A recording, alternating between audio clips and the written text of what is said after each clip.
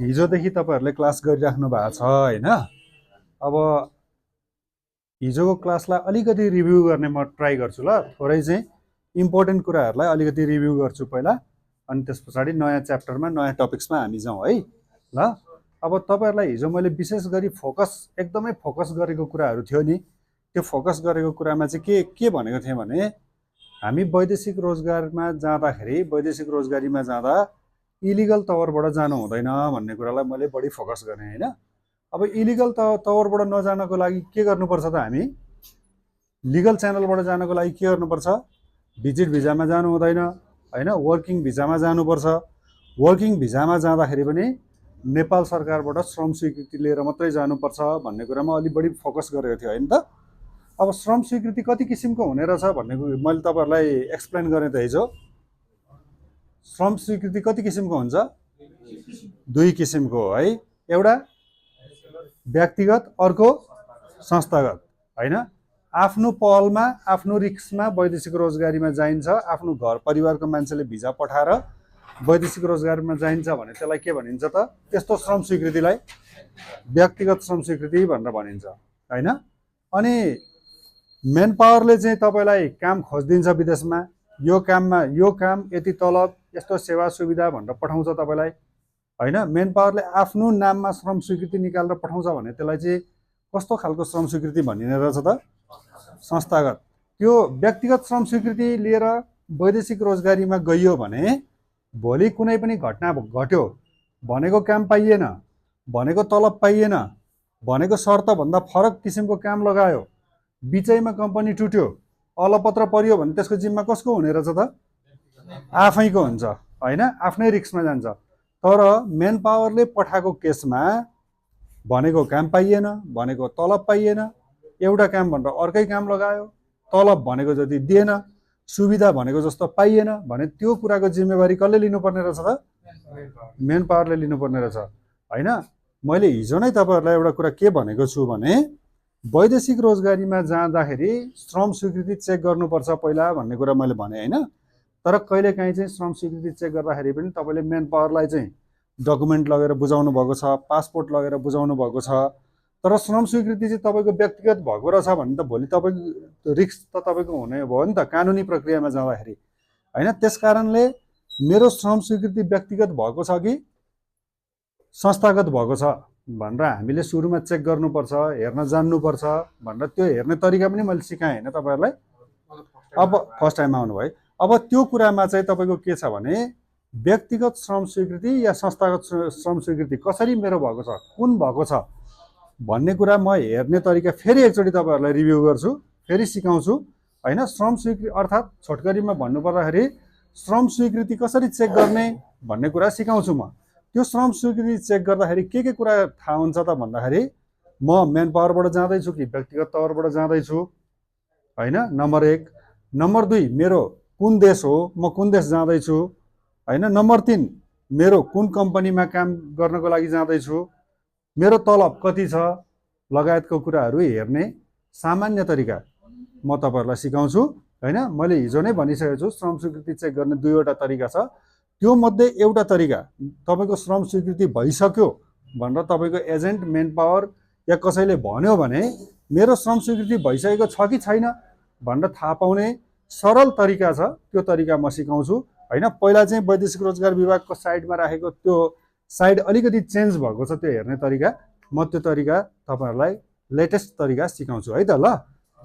अब तपाईहरु म सँगसँगै ट्राई गर्नुस् ल एकचोटि है। तपाईहरुको मोबाइलमा म सँगसँगै ट्राई गर्नुस् ल।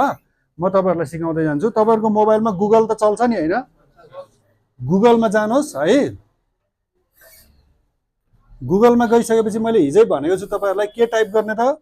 वैदेशिक रोजगार विभाग भनेर टाइप गर्ने है। BAIDESHIK स्पेस रोजगार ROJGAR रोजगार BIBHAG वैदेशिक रोजगार विभाग भनेर टाइप गर्ने। तपाईहरुले टाइप गरिसक्नुभयो तपाईहरुको मोबाइलमा? गरिसक्नुभयो सबैले? ल यसलाई सर्च गरेर हेर्नुस् त। तल यसमा धेरैवटा अप्सनहरु आयो नि। सबैभन्दा माथि हेर्नुस् त, डिपार्टमेन्ट अफ फरेन इम्प्लोयमेन्ट भनेर लेखेको एउटा अप्सन देख्नुभयो?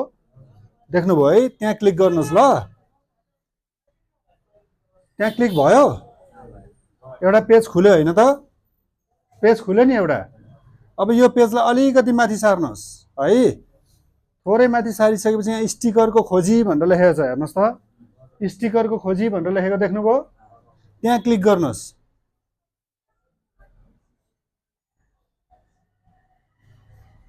पहिला चाहिँ यो साइट खोल्ने बित्तिकै यसलाई अलिकति माथि सारेपछि तपाईँको श्रम स्वीकृति चेक गर्ने ठाउँ आइहाल्थ्यो, अहिले चाहिँ अलिकति चेन्ज गरेको छ है। ल अब के गर्ने, यहाँ पासपोर्ट नम्बर स्टिकर नम्बर लेखेको छ नि, यसलाई ब्याक गर्ने एकचोटि है, ब्याक गर्नुभयो तपाईँहरूले पनि गर्दै हुनुहुन्छ है। अब यो साइड आउँछ, यो पेज खुल्छ, त्यस पछाडि यसलाई थोरै माथि सार्नुहोस् है, थोरै माथि सार्नुहोस् त। यहाँ हेर्नुहोस् के देखिन्छ, यहाँ सर्च बाई भनेर लेखेको छ हो, अन्तिम श्रम स्वीकृतिको खोजी भनेर लेख्यो है।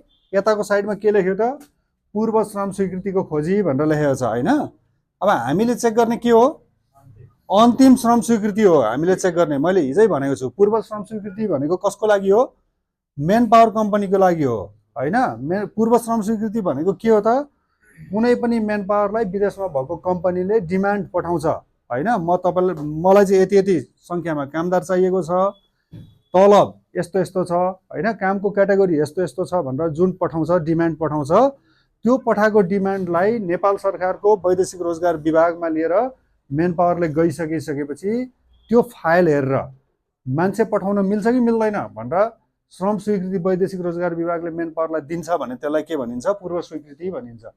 हिजो मैले भनेको छु। अब हामी वैदेशिक रोजगारमा जानु पूर्व होइन, हामीले अन्तिम श्रम निकालिन्छ, जुन श्रम निकालिन्छ त्यसलाई अन्तिम श्रम स्वीकृति भनेर भनिन्छ है।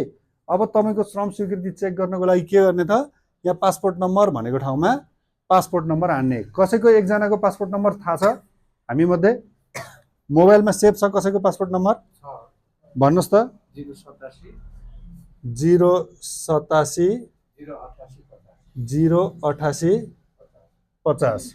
अब यहाँ हेर्नुहोस् है, यो पासपोर्ट नम्बर हानेर यहाँ खोज्नुहोस् लेखेको छ, यसलाई क्लिक गर्ने है। खोज्नुहोस् भनेपछि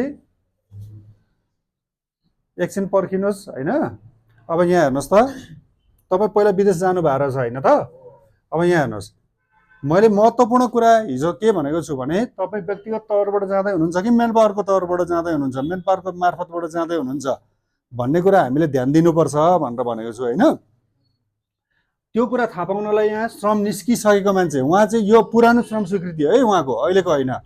अब यहाँ गोइङ थ्रु भनेर लेखेको छ नि माथि, हेर्नु त, Lucky HR Solution Private Limited, मेन पावरको नाम आयो, पछाडि प्राइभेट लिमिटेड लेखेको छ भने मेन पावरको नाम हो भन्ने बुझ्नु पर्यो है। कुन मेन पावरबाट जानु भएको रहेछ त, लकी एचआर सोल्युसनले उहाँलाई पठाएको रहेछ पहिलोचोटि है। अब नाम श्रीकृष्ण सेवा होइन, जेन्डर मेल, पासपोर्ट नम्बर यति, कम्पनीको नाम पनि छ, देश साउदी अरब, एप्रुभल डेट भनेर यो एप्रुभ भएको डेट निस्क्यो 2015 9/4 हो। अब स्टिकर नम्बर पनि छ, जेनरल लेबर, कन्ट्र्याक्ट पिरियड 2 वर्ष होइन, 800 है। त्योभन्दा अगाडि पनि तपाईँ जानु भएको रहेछ विदेश हो। Going Through Paradise International Private Limited, मेन पावरले नि पठाएको रहेछ तपाईँलाई होइन। अब तपाईँ दुबई जानु भएको रहेछ त्यति बेला होइन। अब कहिले त 2019मा होइन, त्योभन्दा अगाडि पनि तपाईँ जानु भएको रहेछ नि त होइन। सेल्फ, यहाँ हेर्नुहोस् त, गोइङ थ्रु सेल्फ भनेर लेख्यो होइन, इन्डिभिजुअल जानु भएको रहेछ सुरुमा चाहिँ होइन। अब कुन देश जानुभयो, दुबई नै जानु भएको रहेछ, त्योभन्दा अगाडि पनि जानु भएको रहेछ है, दुबई जानु भएको रहेछ होइन।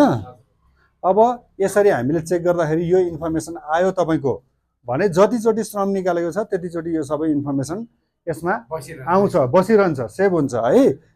अब मानिलिउँ तपाईँ चाहिँ कोही अर्को एकजना साथी कसैको मलाई पासपोर्ट नम्बर भन्नुहोस् त, जो चाहिँ पहिला जानु भएको छैन वैदेशिक रोजगारमा, कोही हुनुहुन्छ?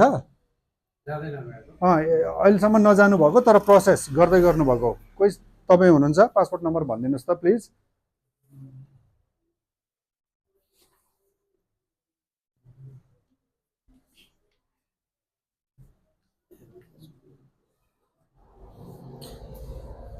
अब चेक गरौँ ल उहाँको, PA 078 4785 4785 है। अब यहाँ हेर्नुहोस् त यो खोज्नुहोस् भनेर लेखेको छ नि, खोजौँ है एकचोटि हेरौँ। ल हेर्नुहोस् त यहाँ के देखियो, नो डाटा टु डिस्प्ले भनेर लेख्यो है, नो डाटा टु डिस्प्ले। उहाँको श्रम अहिलेसम्म निस्केको छैन। यहाँ यहाँ के लेख्यो त, नो डाटा टु डिस्प्ले भनेर लेख्यो। अब हामीले क्लियर छ कुरा, यहाँ पासपोर्ट नम्बर हान्ने ठाउँमा पासपोर्ट नम्बर हानेर यहाँ खोज्नुहोस् भनेकोलाई क्लिक गरिसकेपछि तपाईँको श्रम निस्क्यो, श्रम स्वीकृति भइसक्यो भन्यो भने अघि उहाँको जसरी डिटेल आयो नि त्यसरी नै सर डिटेल आउँछ, सबै आउँछ है। तपाईँ व्यक्तिगत तौरबाट जाँदै हुनुहुन्छ, सेल्फ भनेर लेख्छ। मेन पावर कम्पनीको थ्रुबाट जाँदै हुनुहुन्छ, फल्ना फल्ना मेन पावरबाट भनेर लेख्छ। माथि ब्लू कलरले हाइलाइट गरेको हुन्छ त्यसलाई होइन। अनि तपाईँको सम्पूर्ण डिटेलहरू त्यसमा आइहाल्छ, कहिले गर्नुभएको श्रम, कहिले निस्केको, कहिलेसम्म त्यसको म्याच छ भन्ने कुरा त्यसमा देखिन्छ। कुन देश जाँदै हुनुहुन्छ, तलब कति छ, सबै कुराहरू थाहा हुन्छ। यदि तपाईँको श्रम स्वीकृति भयो भनेर तपाईँलाई भन्यो कसैले, तर श्रम स्वीकृति भएको छैन भने यो साइडमा गएर चेक गर्दाखेरि यसरी नै नो डाटा टु डिस्प्ले भनेर लेख्छ है। यो विषयमा क्लियर हुनुभयो तपाईँहरू। अब तपाईँहरूको श्रम स्वीकृति चाहिँ भइसकेको छैन तर प्रोसेसमा छ होइन, प्रोसेसमा मात्रै छ भने कुन स्टेपसम्म कहाँ पुग्यो भनेर सिक्ने तरिका पनि म तपाईँहरूलाई बिस्तारै सिकाउँछु है त। ल